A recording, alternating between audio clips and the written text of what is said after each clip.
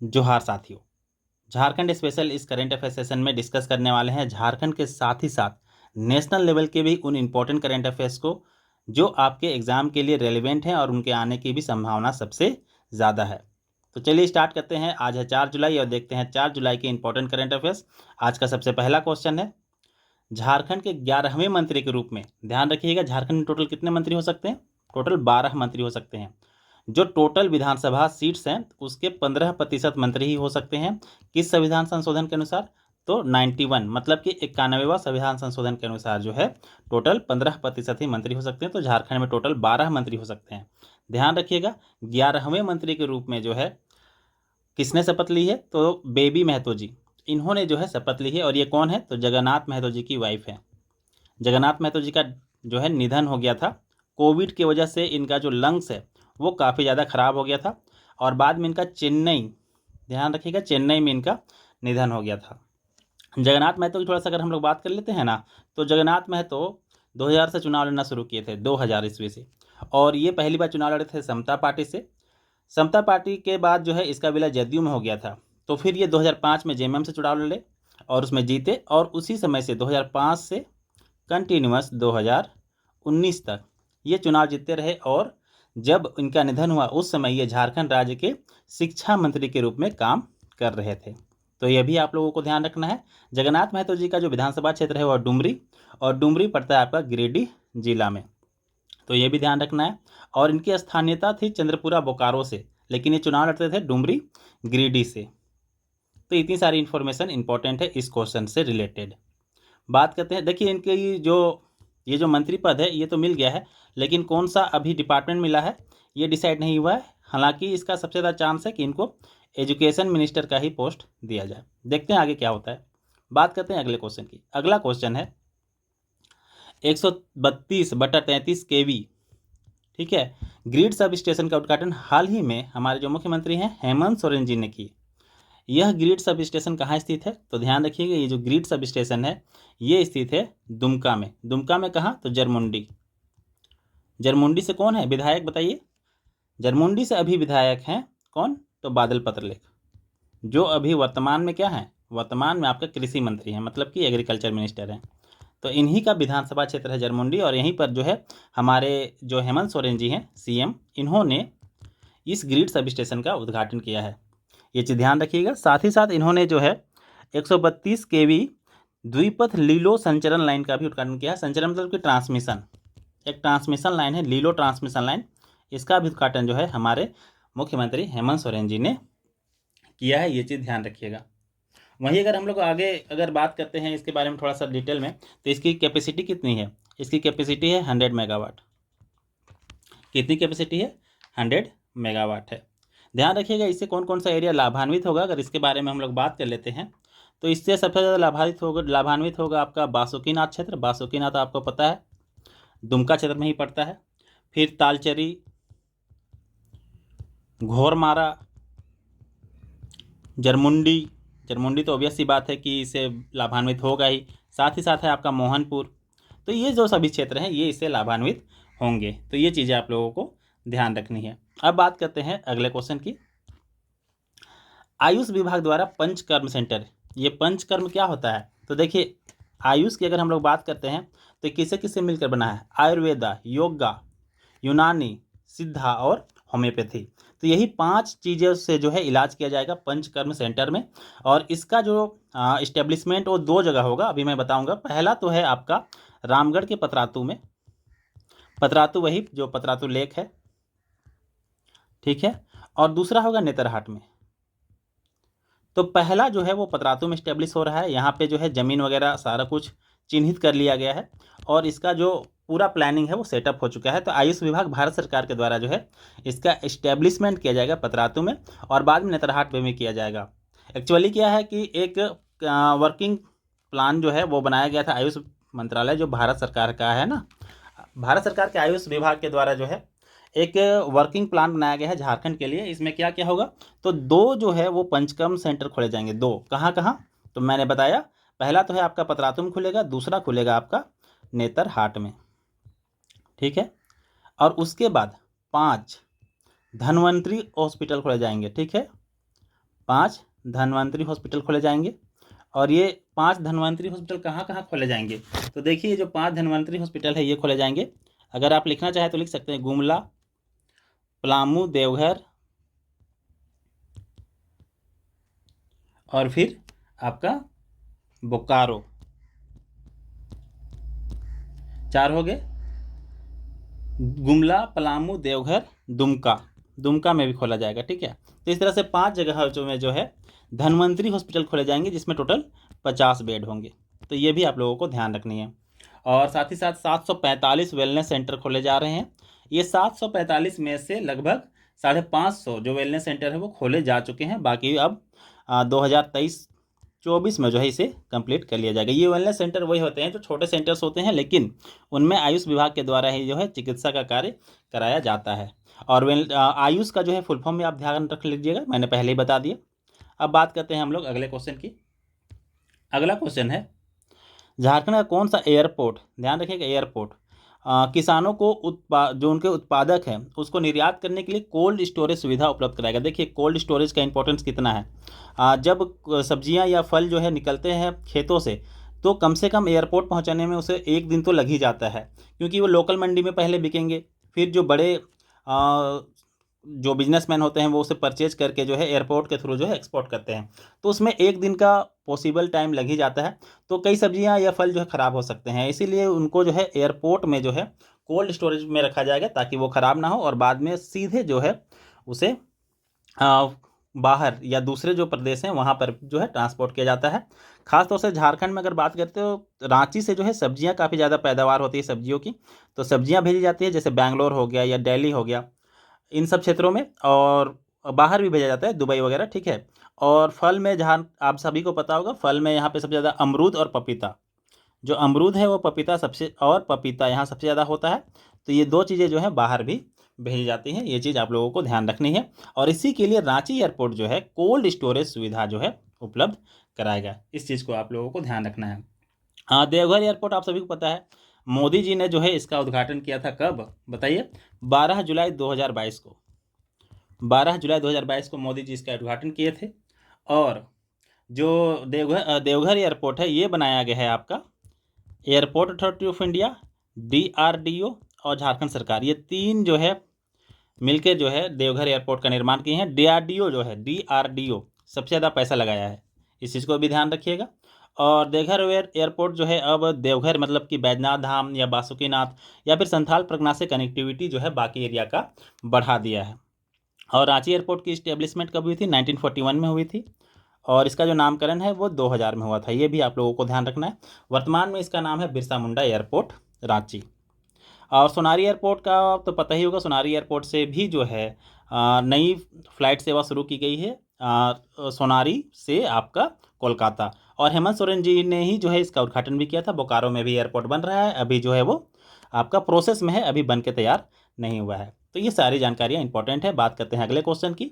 अगला क्वेश्चन है राजकीय श्रावणी मेला, ठीक है, 2023 का आयोजन कहाँ किया गया? बैजनाथ धाम में, इसको वैद्यनाथ धाम भी बोलते हैं। ठीक है, और शिव भगवान का यहाँ पे काफ़ी बड़ा मेला लगता है, झारखंड का सबसे बड़ा जो है मेला है। और ये आपका लगाएगा 2 जुलाई से लेके 31 जुलाई तक। तो कहाँ पे ये लगेगा? तो ध्यान रखिएगा देवघर में। ठीक है, देवघर में क्या होता है? सुल्तानगंज, ये सुल्तानगंज आपका बिहार में पड़ता है। ठीक है, सुल्तानगंज से देवघर तक लोग जल लेके, यहाँ पे गंगा बहती है, तो गंगा से जल लेके देवघर तक पैदल चलते हैं। लगभग 105 किलोमीटर का डिस्टेंस जो है ये कवर करते हैं, और फिर यहाँ पे जल चढ़ाते हैं। और काफ़ी बड़ा आयोजन होता है, देश विदेश से भी लोग यहाँ पे काफ़ी संख्या में आते हैं। देश में तो लगभग भारत के हर एरिया से जो है यहाँ पहुँचते हैं लोग। और इसका आयोजन कब से कब क्या होगा? तो जो 2 जुलाई से लेके 31 अगस्त तक। कई और भी अट्रैक्शन जैसे कि बासुकीनाथ दुमका, यहाँ पर भी लोग जाते हैं। त्रिकूट पहाड़ी, यहाँ पे एक एक्सीडेंट भी हो गया था पिछले बार। ठीक है, जो रोपवे है वो टूट गया था, जिसके बाद कई लोगों की जानें भी गई थी, और बाद में जो है काफ़ी मुश्किल से आर्मी को यहाँ पर जो है अपना ऑपरेशन जो है चलाकर लोगों को सुरक्षित बाहर निकाला गया था। तो श्रावणी मेला 2023 का आयोजन 2 जुलाई से 31 अगस्त तक किया जा रहा है, ध्यान रखिएगा। और सावन इस बार 2 महीने है, तो ऑब्वियस सी बात है 2 महीने जब तक सावन रहेगा तब तक तो ये मेला रहेगा ही। बात करते हैं आगे। अगला क्वेश्चन है, देखिए नागपुरी क्षेत्र से जुड़े हुए साहित्यकार हैं कौन? तो ये VP केसरी है। ठीक है, VP केसरी देखिए विशेश्वर वी है ना, ठीक है, इसी को नागपुरी में बी बोला जाता है।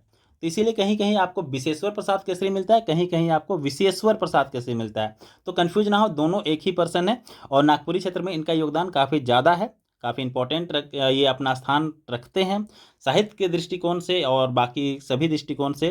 नागपुरी के सबसे इम्पोर्टेंट व्यक्तियों में ये शामिल हैं। तो इनका जो है किस जिला से संबंध है बताइए।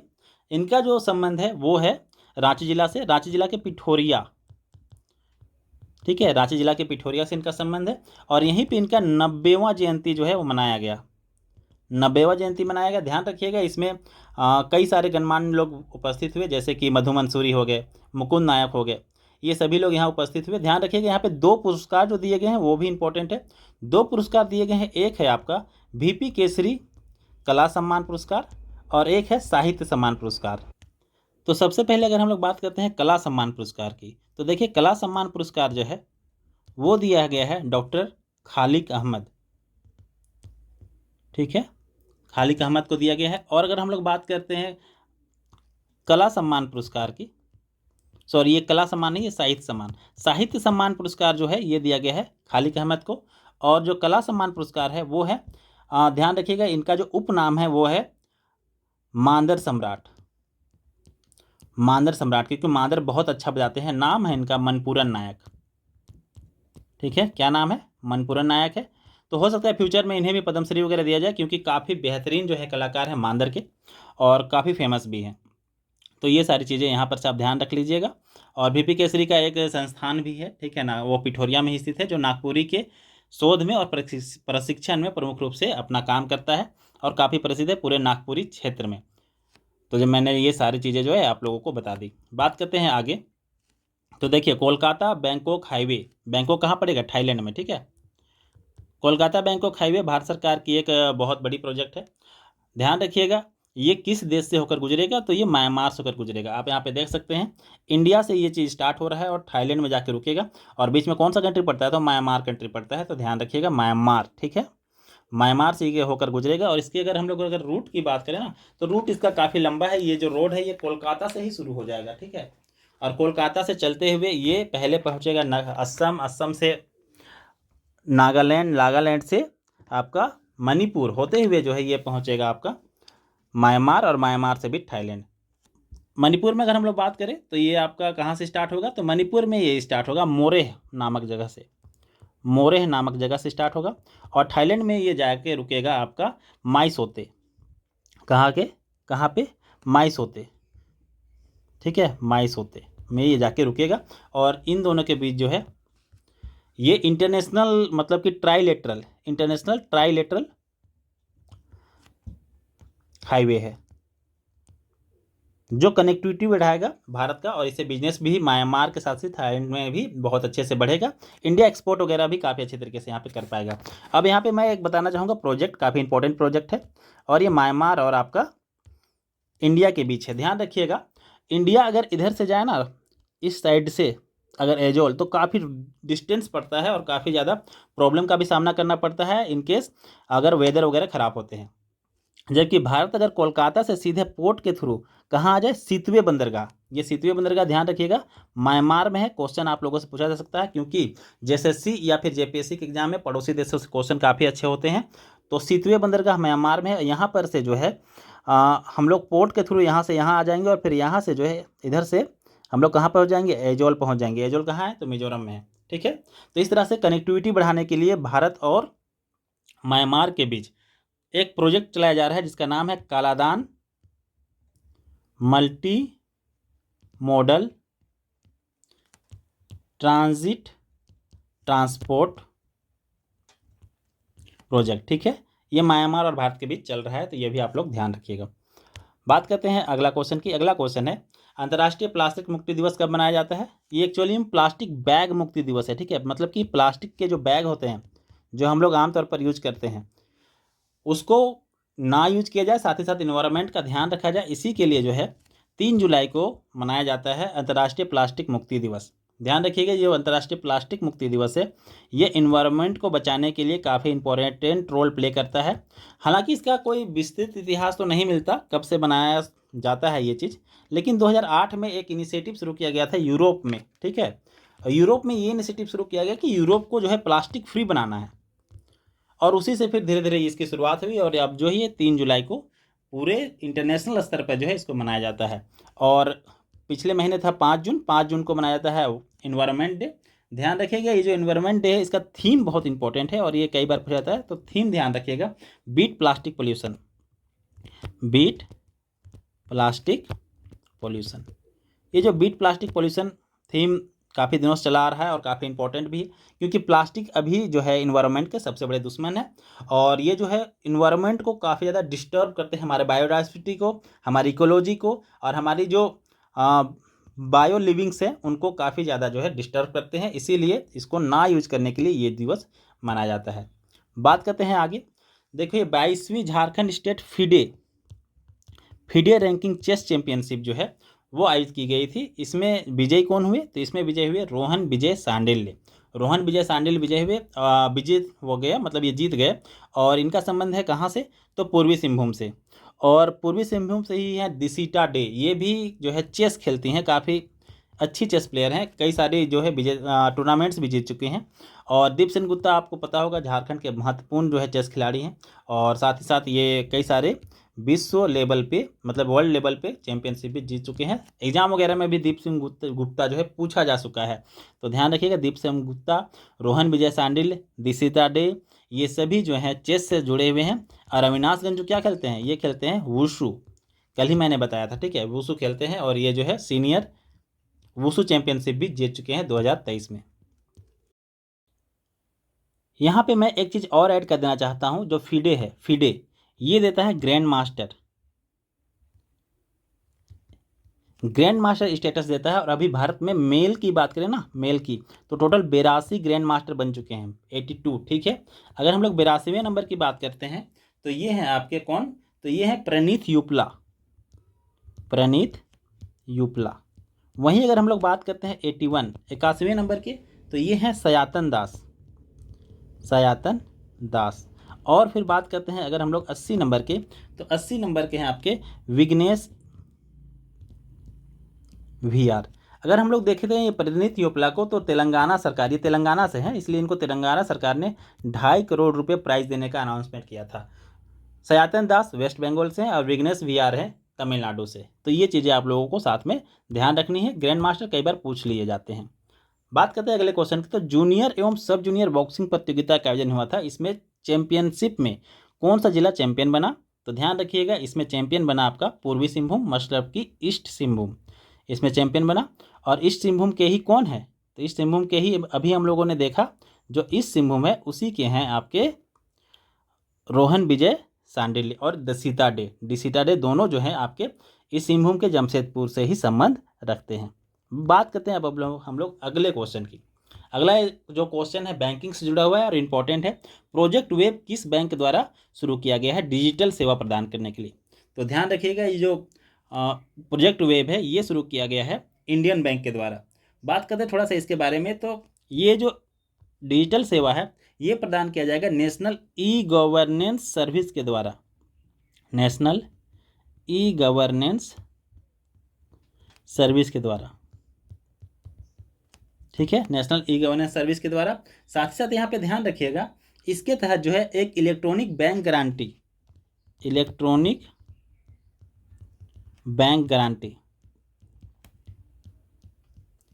इसकी शुरुआत की गई है, और इसे नाम दिया गया है क्या, तो EBG, ठीक है। ये चीज़ ध्यान रखना है, आप लोगों से पूछा जा सकता है EBG जो है एक प्रकार का क्या है, बैंक गारंटी है, जो किसके द्वारा लॉन्च किया गया है, तो इंडियन बैंक, यहाँ पे ध्यान रखिएगा। वही अगर हम लोग बात करते हैं इसके बारे में कुछ और चीज़ों की, तो इसी के तहत इंडियन बैंक के द्वारा ई स्टाम्प का भी लॉन्चिंग किया गया है, और साथ ही साथ ई सिग्नेचर वगैरह की जो है सुविधाएं दी जाती है। ये कोई बड़ी बात नहीं है, लेकिन ये जो इलेक्ट्रॉनिक बैंक गारंटी सर्विस जो है वो पहली बार स्टेट बैंक ने अपने बैंक के लिए शुरू की है, तो ये चीज़ आप लोग ध्यान रख लेंगे। कुछ और बैंकों की बात करते हैं जो यहाँ पे दिखाई दे रहे होंगे आपको, HDFC और ICICI बैंक, दोनों की स्थापना 1994 में हुई थी। ध्यान रखिएगा ICICI बैंक पहले बैंक नहीं था, पहले इसका नाम था ICICI।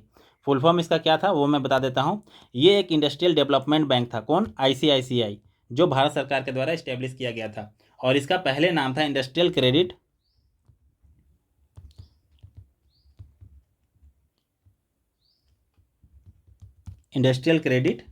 And investment corporation of India. ठीक है, 1955 में इसकी स्थापना हो गई थी। और ध्यान रखिएगा 1994 में इसे एक बैंक के रूप में लॉन्च किया गया, और अब जो है ये एक बैंक के रूप में ही काम करता है। HDFC आप सभी को पता होगा भारत का सबसे बड़ा बैंक है, प्राइवेट सेक्टर का बैंक है, और इसकी भी स्थापना 1994 में हुई। ऐसा क्यों हुआ कि 1994 के बाद ही हुआ? क्योंकि 1991 में हो गया था LPG रिफॉर्म। उसके बाद मतलब कि बिजनेस बैंक सेक्टर में खोलना ये ज़्यादा आसान हो गया था, इसीलिए उसके बाद कई सारे जो ऐसे बैंक है प्राइवेट बैंक वो खुलने शुरू हो गए थे। उसी में था एक एक्सिस बैंक, ये भी खुल गया था उसी समय। और साथ ही साथ यहाँ पे ध्यान रखिएगा, अगर HDFC और ICICI की, तो ICICI बैंक जो है इसके अभी CEO हैं संदीप बख्शी। कौन है? संदीप बख्शी। HDFC बैंक के कौन है? तो HDFC बैंक के अभी हैं शशिधर जगदीशन। और इंडियन बैंक के कौन है अभी? चलिए, इंडियन बैंक के कौन है अभी, ये चीज़ ध्यान रखिएगा। जो इंडियन बैंक है इसके अभी हेड हैं शांतिलाल जैन। कौन है? शांतिलाल जैन। और ध्यान रखिएगा इंडियन बैंक का जो हेडक्वार्टर है वो चेन्नई में मिलेगा, मुंबई या फिर कोलकाता में नहीं, चेन्नई में मिलेगा। और स्टेट बैंक के बारे में कल ही मैंने काफ़ी डिटेल में जो है बताया था आप सभी को, कैसे ये इसका फॉर्मेशन हुआ और सारी चीज़ें जो स्टेट बैंक ऑफ इंडिया के बारे में बताई थी। तो कल का वीडियो यदि आप लोगों ने नहीं देखा है तो उसे जाकर प्लीज़ देख ले, ताकि आप सभी लोगों को जो है कल के करंट अफेयर से एक डिटेल जो है अवेयरनेस मिल जाए और आप एग्जाम में अच्छा परफॉर्म कर पाएँ। बात करते हैं अगला क्वेश्चन की। अगला क्वेश्चन है कि सोशल मीडिया प्लेटफॉर्म के द्वारा प्रतिदिन कितना 600 फीड, 600 फीड मतलब 600 ट्वीट एक तरह से कह सकते हैं, या फिर न्यूज जो है वो पढ़ने के बाद आपको रोक दिया जाएगा, आपको बैन कर दिया जाएगा यदि आप उसके प्राइम मेंबर नहीं है, मतलब कि उसके मेंबरशिप यदि आप लोगों ने नहीं रखी है। तो ये जो इनिशिएटिव है ये शुरू किया गया है ट्विटर के द्वारा। ट्विटर में यदि आप एक दिन में 600 ट्वीट पढ़ लेते हैं और यदि आपने ट्विटर का कोई सब्सक्रिप्शन नहीं खरीदा हुआ है तो फिर आपको लॉग आउट होना पड़ेगा, आपको जो है ट्विटर से बाहर निकाल दिया जाएगा। फिर जब दूसरे दिन आपकी जो 600 लिमिट है वो फिर से शुरू होगी तो फिर आप उसमें लॉगिन करके उसे पढ़ पाएंगे। तो ये जो इनिशिएटिव है ये ट्विटर ने शुरू किया है, आप सभी को पता है। एलोन मस्क ने जो है इसे खरीद लिया था, और उसी के बाद से कई तरह की जो है चीज़ें ट्विटर में बदलाव की जा रही है। और इसके इस्टेब्लिशमेंट मतलब कि इसके स्थापक कौन है? संस्थापक जो जैक डोर्सी इसके संस्थापक है। और भारत सरकार के साथ इनका जो है थोड़ा सा टेढ़ा संबंध है। अभी कुछ दिन पहले ये बोल रहे थे कि भारत सरकार ने जो है ट्विटर को बैन करने की जो है वो प्लानिंग बनाई थी यदि ट्विटर उनका बात नहीं मानता। तो फिर कई सारे रिएक्शंस भी आए थे जिसमें कई लोगों ने कहा था, क्या कहा था कि अगर इंडिया में रहना तो इंडिया का लॉज वगैरह सारा कुछ आपको फॉलो करना पड़ेगा। बात करते हैं आगे। तो देखिए, भारत में आयोजित होने वाला जो वनडे वर्ल्ड कप है इसमें श्रीलंका जो है वो क्वालिफाई कर गया है। क्वालिफाई हो गया है कहने का मतलब है कि कोई डिस्क्वालीफाई भी हुआ है क्या? तो हाँ, वेस्ट इंडीज़ कभी इतना धाकड़ प्लेयर था, मतलब कि इतने इसके प्लेयर्स इतने धाकड़ थे। क्रिस गेल नाम सुने होंगे आप लोग, ठीक है।